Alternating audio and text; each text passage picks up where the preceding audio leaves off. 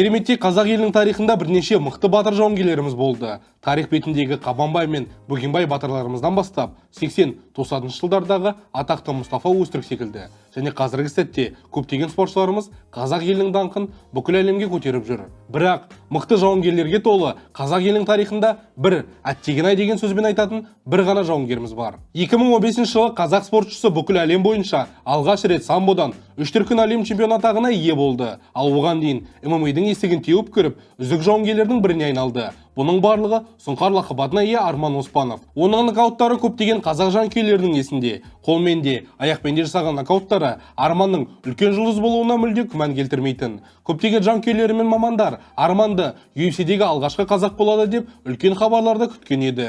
Бірақ өкінішке орай қазақ батырының оттай жанып тұрған мансапы ауыр жеңілістер мен түсініксіз себептердің кесірінен аяқталған болатын. Ассалаумағалейкум жекпе-жек сүйер қауым, сіздермен бірге Азамат. Және де бүгін біз тек қана қазақ емес, бүкіл әлем тарихындағы ең үздік жауынгерлердің бірі жайлы сөз қозғайтын боламыз. Спорттағы алғашқы қадамдарынан бастап, қалай 3 дүркін әлем чемпионы атағына ие болып, қарсыластарын бір соққымен құлатып жүргенін айтып береміз. Сонымен қатар, қалай қарсыластарын нокаутқа түсіріп жүрген қазақ спортшысы күтпеген жерде 3 рет нокаутпен жеңіліп, мезетте жоқ болып кетті. Осы сұрақтарға бүгінгі видеомызда жауап беретін боламыз. Ал бұл видео бастамас бұрын сіздерден сұрайтыным, арнамызға тіркеліп, видеоға лайк басып кетсеңіздер болады. Сонымен қатар, Арман Оспанов жайлы не ойлайсыздар? Кезінде дұрыс менеджерлермен жұмыс жасап, мансабын дұрыс жүргізген кезде UFC-ге кіріп, шулатуы мүмкін бе еді? Пікірлеріңізді астыға жазып кетсеңіздер болады. Және де осы видеомен достарыңызбен бөлісіп, қазақ тіліндегі контентті бірге дамытайық. Алдын ала рахмет, ал енді видеомызға көшейік.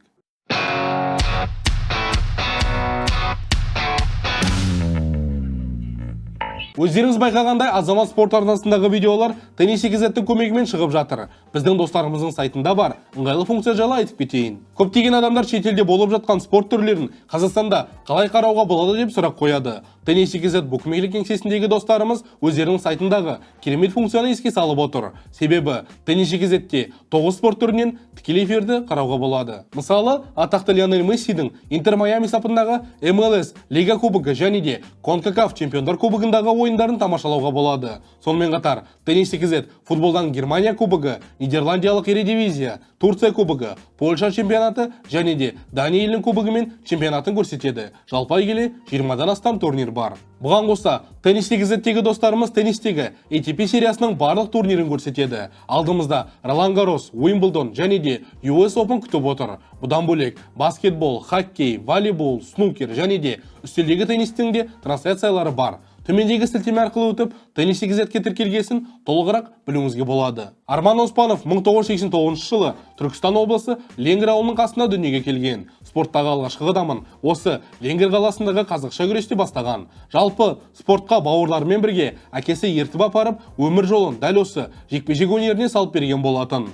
Өздеріңіз білетіндей, қазақ күресі дзюдо мен самбоға жақын болғасын, бұл спорт түрлерінен де Арман дами бастаған еді. Кейін мектеп бітіріп, студент болып жүрген кезінде таныс достармен бірге Шымкент қаласындағы Қажымұқан Мұңайтпас стадионындағы аралас жекпе-жек өнерінің үйірмесіне барып, самбоның жауынгерлік самбо деген түрмен айналыса бастайды. Жалпы бұны жауынгерлік самбо деп атайды, әскери самбо деп атайды, орыстар боевой самбо дейді, ал американдықтар, ағылшындықтар бұны комбат джиу-джитсу деп атайтын кездерде бар. Өзінің айтуынша тек қана күреспей, аяқ және қолмен соққы тастап, жаңа төбелес өнерін баптай беру керек деп бастаған болатын. Оған қоса, кішкентай кезінен Брюс Ли мен Мұстафа Өзтүріктің кітаптарын оқып, көріп және де Tekken 3 ойынында Брюс Лиге ұқсас жауынгермен ойнап, аяқпен теуіп, ауыр соққылар тастауға қызығушылығы болып, мына жауынгерлік самбода осы жақтарын дамыта бастады.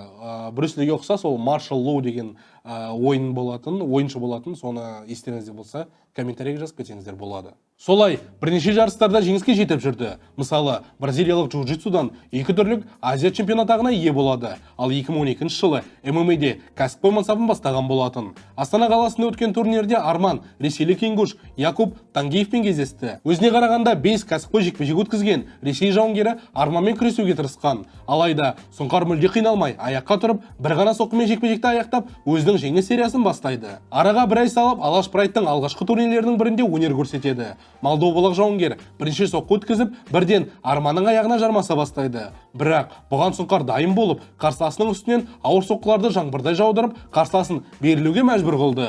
Осыдан соң Арман тағы 3 рет сенімді жеңіске қол жеткізеді. Алғашқысында Азербайжандық жауынгермен төрешілердің шешіміне дейін барып, бір ауыздан жеңіске жетті. Ең қызығы, бұл Арман үшін ең бірінші және де ең соңғы төрешілер шешімімен жеңісі. Бұдан кейін бірде-бір жеңісін төрешілер шешіміне дейін апармаған болатын. Араға 3 ай салып Сұңқар ресейлік Руслан Хадаевпен кездеседі. Әр сәтте Хадаев Арманның соққыларын жеп жүріп, күрестің арқасында қорғануды жөн көреді. Алайда бұның орнына жаңбырдай жауған соққылардың астында қалып, төрешінің ғана көмегімен аман қалады. 2 айдан соң Арман Сочиде өткен Қазақстан мен Ресей елдерінің президенттерінің алдында өнер көрсетті. Және ең қызығы, бұл турнир Ресейде өтіп жатқасын жергілікті жауынгер міндетті түрде жеңіске жетуі керек еді. Сыбыстарға сенсек, сол кезде болған жағдайда Арман Оспановтың қарсысы Алексей Полпутниковқа міндетті түрде жеңіске жетуін керек деген. Қолынан келгенше барлығын жаса, егер болмай жатса, төрешілер шешіміне дейін бар. Ал ары қарай біз өзіміз бір нәрсе қылып шығарып береміз деген әңгіме болған. Себебі Полпутников Ресей қарулы күштерінің бетке ұстар жауынгерлерінің бірі болатын. Сондықтан Путиннің алдында ұятқа қалмас үшін міндетті түрде жеңіс керек еді. Алайда қазақ сұңқарының бұл туралы басқа ойы болды. Жекпе-жек басталысымен Полпутников қарымта шабуылда жұмыс істеуді көздеп, қазақ батырын ұстап алғысы келді.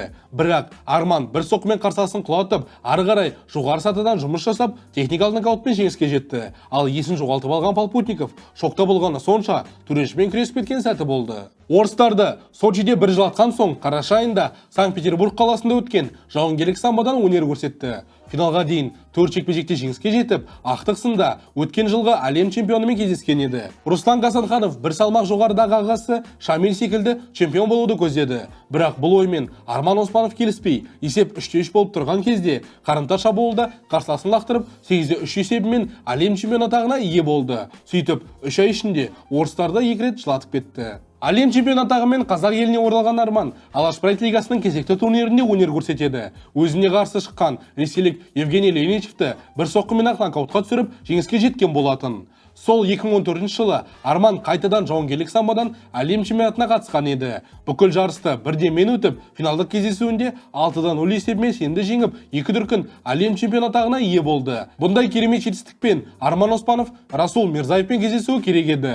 Черный тигр лақабатына ие жауынгер ресейлік Fight Night лигасының жанып тұрған жұлдызы болып, 12-0 деген рекордқа ие болған. Алайда өкінішке орай бұл жекпе-жек болмай қалды. Ресми түскен ақпарат бойынша Расул жарақат алып қалған. Алайда Оспановтың айтуынша Fight Night лигасы өзінің жұлдызды жауынгердің жеңілісін қаламаған. Оған қоса Мирзаевтың өзі де тытыршақты болып, жанып тұрған қазақ сұңқарынан құлап қаламын деп сұлтаулатып кеткен екен. Солай Арман Америкадан таяқ жеуге келген Джо Элмермен кездесті. Алғашқы раунд зерттеуге кетсе, екінші раундтың ортасында Арман шабуылын бастап, алдымен қарсыласының бауырын отырғызып, кейін соққыларын тастап, кезекті нокаутпен жеңіске жетеді. Осы жеңістен соң Арман Марокко елінде өткен самбодан әлем біріншілігіне қатысып, тарихта алғаш рет жауынгерлік самбодан 3 дүркін әлем чемпион атағына ие болады. Және ең қызығы, қазіргі UFC чемпионы Мераб Двалишвили дәл осы Арманмен бір салмақта 3 әлем біріншілігіне қатысып, бірде-біреуінде жеңе алмаған. Сұңқардың айтуынша Мераб бірінші, екінші айналымдарда ұшып кетіп жүрді.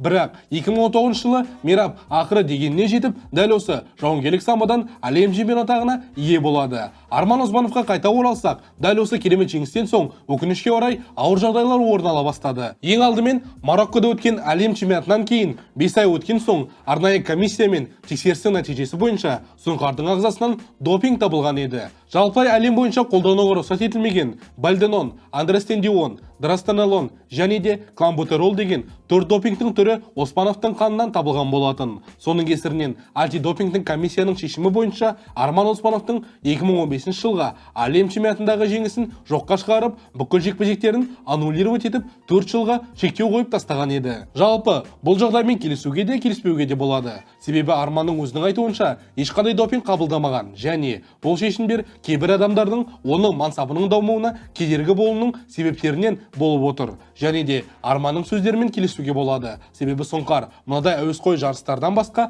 кәсіпқой MMA деңгейінде де өнер көрсетіп жүрді. Американдық лигалармен келісімшартқа отырғаны бар. Ал өздеріңіз білетіндей, кәсіпқой деңгейінде әр жекпе-жектен кейін мысалға допингке тексерістер болады. Сондықтан профилардың арасында табылмаған допинг әуесқойлар арасындағы Ресейдің ықпалымен болатын жарыстарда табылды дегенге сену өте қиын. Және ресейліктер біздің батырымыз Арман Оспановты көре алмай, қолдарынан келгенше жеңісін алып қалудың барлығын жасап жүрді. Бұған мысал ретінде кейінірек Полпутников пен Ресей жерінде болған жекпе-жекте толығырақ айтып беремін. Бірақ бұған мойымаған Арман мансабын ары қарай ақш-та жалғастыруды көздеген еді. Альбукерке қаласында орналасқан атақты Грег Джексонның Jackson Wink MMA командасына қосылып, сол жерде дайындығын өткізген болатын. Естеріңізге сала кетейін, дәл осы залда Джон Джонс, Кап Свонсон, Карлос Кандид, Диего Санчес секілді MMA әлемінде есімдері аңызға айналған жауынгерлер дайындалатын. Дәл осы залда Грег Джексон мен Арман жеке дайындалып, мансабын американдық лигаларда жалғастыруды көздеген. Солай Legacy және де WSOF, бұл қазіргі PFL деген лигалармен келісімшартқа отырып, матчмейкерлерден қарсыластарды күткен еді. Алайда 7-0 рекордымен келген әр қарсыласын нокаутқа түсіретін қазақ жауынгерімен ешкім шыққысы келмеді. Мысалы, WSOF деген лигада қазіргі UFC жауынгері Брайс Митчелмен кездесуі керек болған. Бірақ жекпе-жекке бірнеше күн қалған кезде қарсыласы төбелеспеймін деп жекпе-жекке келмеген еді. Солай қос лиганың тарапынан тағы 2 рет қарсылас тауып, жекпе-жек күнін белгілегенімен, екі қарсыласы да қазақ сұңқарымен кездесуден бас тартты. Солай 1,5 жыл бойы уақытын жоғалтып алғасын Қазақстанға қайта оралып, ACB лигасымен келісімшартқа отырды. Сол жерде нағыз айтқанда Арман Оспановтың жұлдызды мансабы басталған болатын. Осы ACB промоушндегі алғашқы жекпе-жегін жапондық Таичи Накаджимаға қарсы өткізеді. Алғашқы раунд басталысымен сұңқар өзіне тән төбелес тәсілін көрсетіп, қарсыласына бірнеше ауыр соққыларын жеткізді. Осындай эпизодтардың бірінде жапон жауынгері жекпе-жекті күреске тартуға тырысқан. Алайда бұған Арман дайын болып, қарсыласын қылғындыру әдісіне ұстап алады. Бірақ жапондық жігіт жүректі болып, шыдамдылығының арқасында бұл тозақтан шығып үлгереді. Дегенімен, екінші раундта Арманның айналып тепкен соққысы Накаджиманы таза нокаутқа түсірді. Сөйтіп, кештің үздік нокаут атағына ие болып, жеңісіне $10,000 бонусты қосып алады. Араға 3 ай салып, Арман Алматы қаласында өткен ACB 69 турнирінде тәжірибелі бразил жауынгері Тиаго Сильвамен кездескен болатын. Бұл жекпе-жек алдында Арман тізесіне жарақат алып қалды деген ақпарат келді. Бірақ өз халқының алдында өнер көрсету үшін тәуекелге барған болатын. Алғашқы секундтан бастап қарсыласы темпті көтеріп, Арманға қысым жасауға тырысады. Соның бірінде тейкдаун жасауға тырысқанымен Арман қарсыласын қарымта шабуылда ұстап қадаған болатын. Солай жоғары сатыдан бірінші соққылар тастағанына қарамастан, бразилдік жауынгер бір мезетте армбар әдісіне шығып жеңіске жақын болған. Бірақ сұңқар шыдамдылығының арқасында бұл әдістен шығып кеткен болатын. Екінші раундта бразил жауынгері бірден күресіп, дайын болмаған Арманды қылғындыру әдісіне ұстап жеңіске жеткен еді. Осылайша Арман мансапында алғаш рет жеңіліс тапты. Ауыр жеңілісті жабу үшін Арман дайындығын түзеңдеп, 3 айдан соң Ресей жерінде жергілікті Алексей Полпутниковпен кездескен болатын. 4 жыл бұрын сұңқар бұл жауынгерді Назарбаев пен Путиннің алдына нокаутпен жеңген еді. Сондықтан сол жеңіліс үшін Полпутников кек алғысы келді. Сөйтіп, Арманның жеңілісіне алып келген бразилдік жауынгерге қарсы жекпе-жекті бақылап, дәл сол қимылдарды Оспановқа қарсы жасай бастайды. Бірақ бұған дайын болған Арман Полпутниковты 2 рет қадап, алғашқы раундты өзінің қоржынына алған еді. Екінші раундта Арман қарсыласын дәл соққымен нокдаунға түсіріп, жекпе-жекті аяқтамақшы болған. Бірақ допингке ме, араққа ма тойып алған Полпутников соққыларды түскі асқа берілген тамақ секілді жұтып, жауап беріп жүруге тырысты. Ал 3-ші раундта Арман тейкдаун жасап, жекпе-жек соңына дейін бақылауда ұстаған болатын. Соның арқасында 3-0 есебімен сенімді жеңіске жетуі керек еді. Алайда жергілікті төрешілер бұл оймен келіспеді. Солай өз жеріндегі төрешілердің арқасында екіге бөлінген шешім бойынша 3 раунд бойы таяқ жеген Полпутников жеңіске жеткен болатын. Орыс жауынгері жеңісіне өзі таң қалды. Ал жергілікті орыс жанкүйерлер бұл шешімге қарсы болып, қазақ жауынгерінің жеңісі соқыр көзге анық көрінгені мәлімдеді. Солай барынша гуілдеп Полпутниковқа сөйлетпей қояды. Ал ACB лигасының президенті Майырбек Хасимов те төрешілердің шешімімен келіспей, бұл жекпе-жектің нүктесін Алматы қаласында көреміз деген еді. Бірақ наурызда өтетін турнирге Полпутников шығудан бас тартып, оның орнына Акоп Степанян шығуы керек болған. Жауынгерлер толығымен дайын болып, салмақ өлшеу рәсімінен өтіп, жекпе-жекке дайындалып жатты. Алайда сұңқар турнирге келіп, денесін қыздырып жатырған кезде, қарсыласы ауырып жатырмын деп жекпе-жекке шықпай қалады. Осыдан соң ACB лигасы Оспановқа қарсы Расул Мирзаевты қойғысы келген. Бірақ бұл жолы Арманның өзі жарақат алып, жекпе-жекке дайын болмай қалды. Солай, Мәскеуде өткен ACA 95 турнирінде Арман 15-4 рекордында келе жатқан Германия еліндегі шешен азаматы Ломали Ескеевпен кездеседі. Еуропалық лигаларда атой салып жүрген жауынгер Оспановқа қарсы мықты настроймен шығып, сенімді жеңіске жетуді көздеді. Сөйтіп, Арманның алдыңғы қарсыластары секілді бірден прессинг көрсетіп, октагонда қозғалуына қысым жасап жүрді. Бірақ бұндай манерге дайын болған Арман қарымта шабуылда жұмыс жасап, шешен жауынгерінің темпін сындырып жүрді. Ал екінші раундтың басында Сұңқардың тіземен тепкен соққысы Ломали Ескеевке дәл тиіп, нокаутқа түсірген болатын. Осындай жарқын жеңістің арқасында өзінің екі жеңілісін жауып, мансабында келесі қадам жасауға бел буды. Бірақ бұл үшін Полпутниковпен жабылмай қалған мәселені шешу керек болған. Сөйтіп, 2019 жылдың күзінде Арман орыс жауынгермен үшінші рет жолығады. Сыбыстарға сенсек, осы жекпе-жекке дайындық барысында біраз мәселелер пайда болып, Арман Оспанов өзін жақсы күйде сезінбеген. Соның кесірінен салмақ тастау процесі ауырланып, жекпе-жекке 100% формаға кірмей шықты. Дегенімен, бұған дейінгі екі жекпе-жектегідей алғашқы раундта Арман өзін керемет көрсетіп, сенімді жеңген болатын. Ал екінші раундта темпті көтеріп, Полпутниковты бір сілкітіп алады. Бірақ ауыр әрі жойқын соққыларға қарамастан, түсініксіз заттарға тойып алған Полпутников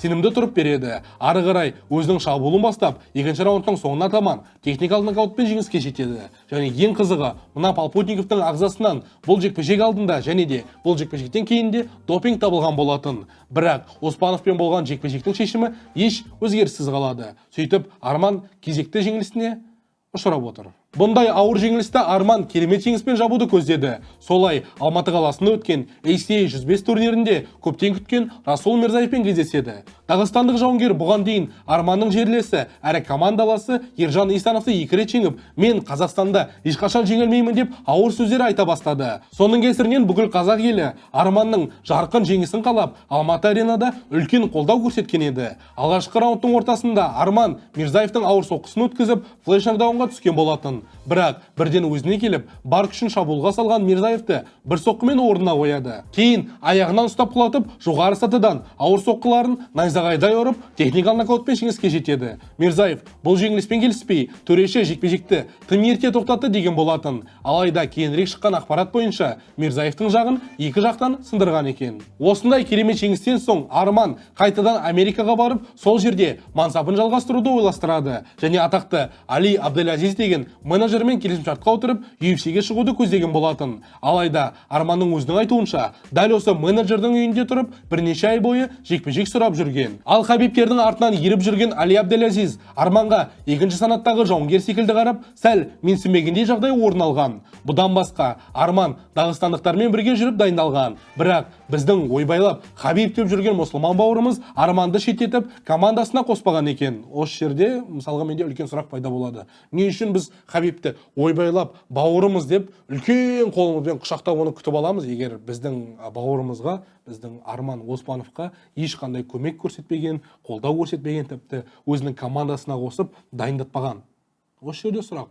Атаңның басына керек пе мынандай бізге бауырластық? Солай, бірнеше уақытын өлтіріп, ақыр соңында UFC-дің орнына Хабибтің командасындағы менеджердің ықпалымен ақш-та 3-ші санаттағы PFL лигасымен келісімшартқа отырады. Және ең қызығы, Энтони Дизи деген француз жауынгерімен кездесуі керек болған. Бірақ Америкаға ұшып барып, жекпе-жекке бірнеше уақыт қалған кезде қарсыласы ауысып кетіп, мүлден қайсыз Крис Уэйтпен шыққан болатын. Қарсыласы өте тәжірибелі бұрынғы UFC жауынгері. Сондықтан Сұңқар қайтадан тәуекелге баруға мәжбүр болды. Жекпе-жек басталып, Арман өзіне тән стильде төбелесіп, ауыр соққыларды тигізе бастады. Соның бірінде қарсыласын нокдаунға түсіріп үлгерген еді. Ары қарай біраз соққылардан кейін раундтың ортасында кенеттен келген, былай айтқанда лаки панч немесе лаки кик күтпеген жерден тиген соққының кесірінен Арман нокаутқа түсіп қалған болатын. Солай PFL лигасындағы жорығы өз мәресіне жеткен болатын. Дегенмен, Америка нарығында жекпе-жек өткізуді жалғастырып, Хабибтің Eagle FC атты лигасының Майами қаласындағы турнирінде өнер көрсетті. Арманға қарсы шыққан Дилан Сальвадор қазақ жауынгерінің соққыларына дайын болмай, бірнеше шабуылды өткізіп алды.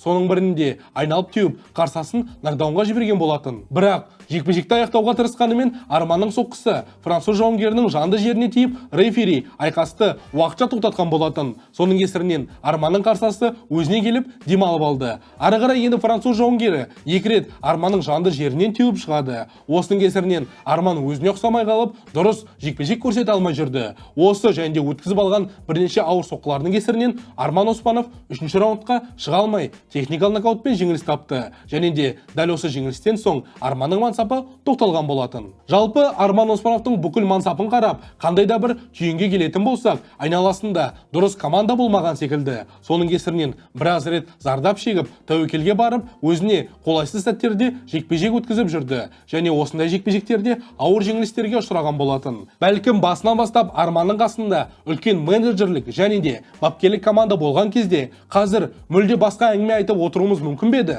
Түсініксіз. Мүмкін қазақ жекпе-жек тарихында Арман Оспановтан мықты жауынгерлер бар шығар. Қазіргі сәтте бүкіл қазақ елі Шавкат Рахмоновтан UFC чемпиондығын күтіп отыр. Бәлкім болашақта бұлардан да мықты жауынгерлер шығып қалар. Бірақ Арман Оспанов секілді бүкіл қазақ жанкүйерлерге MMA спортына қызығушылық танытқан жауынгер болмайтын секілді. Ал осымен біздің видео соңына дейін жетті. Толығымен қарап шыққандарыңыз үшін көп-көп рахмет. Міндетті түрде видеоға лайк басып, арнамызға тіркелуді ұмытпаңыздар. Және де қалай ойлайсыздар, Арман Оспановтың қасында мықты команда болып, мансапын дұрыс жүргізген кезде не болар еді? Өз ойларыңызды комментарийге жазып кетсеңіздер болады. Ал сіздермен бірге болған Азамат, сау саламатта көріскенше сау болыңыздар.